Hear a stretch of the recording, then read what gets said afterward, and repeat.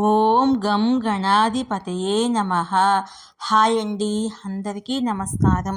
మనం ఈరోజు ఈ వీడియోలో 2025 సంవత్సరంలో రాహుకేతువులు రాసులు మార్చుకుంటాయి.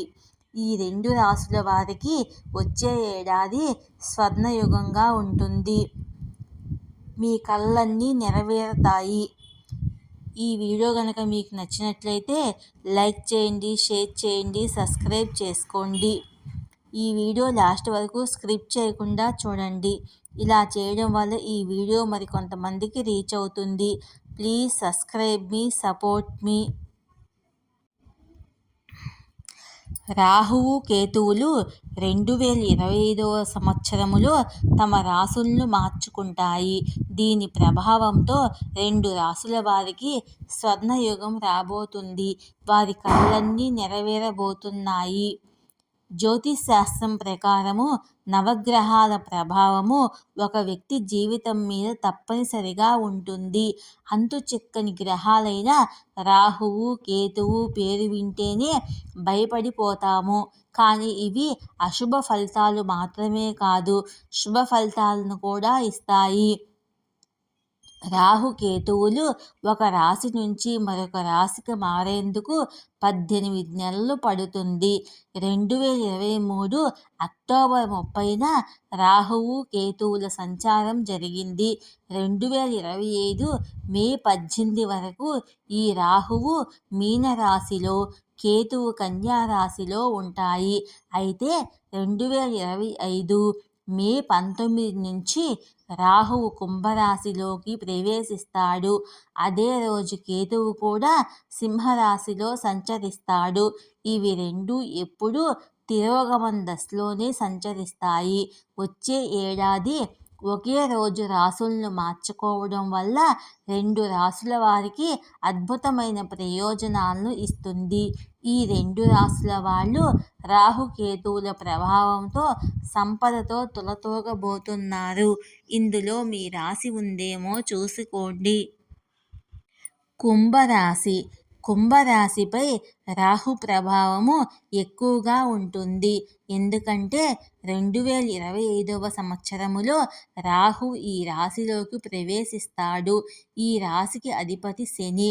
రాహువు శని మధ్య స్నేహభావం ఉంటుంది. అందువల్ల అటువంటి పరిస్థితుల్లో రాహువు ప్రభావము ఈ రాశి వారిపై ఎక్కువ స్వభావాన్ని చూపిస్తుంది.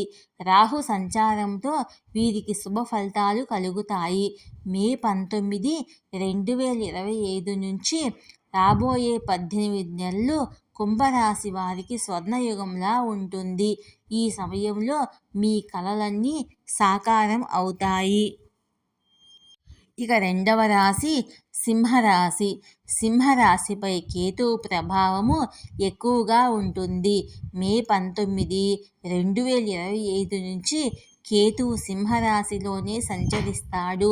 ఫలితంగా వీరికి రానున్న 18 నెలలు ఎంతో శుభదాయకంగా ఉండబోతుంది.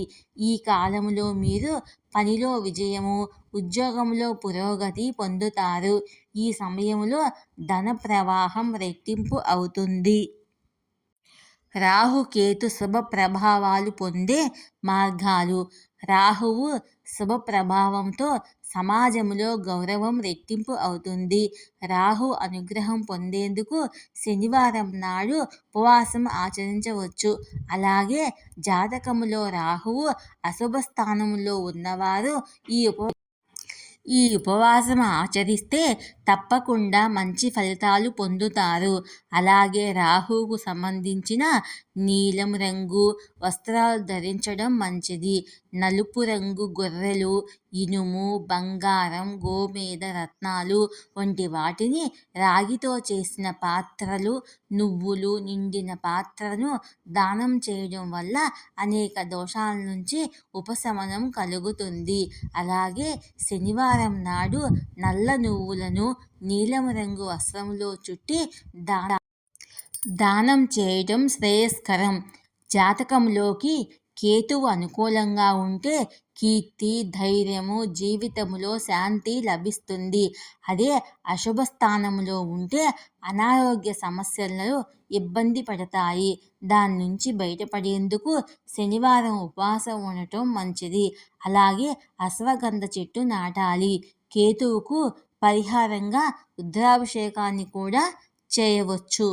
ఈ వీడియో కనుక మీకు నచ్చినట్లయితే లైక్ చేయండి, షేర్ చేయండి, సబ్స్క్రైబ్ చేసుకోండి.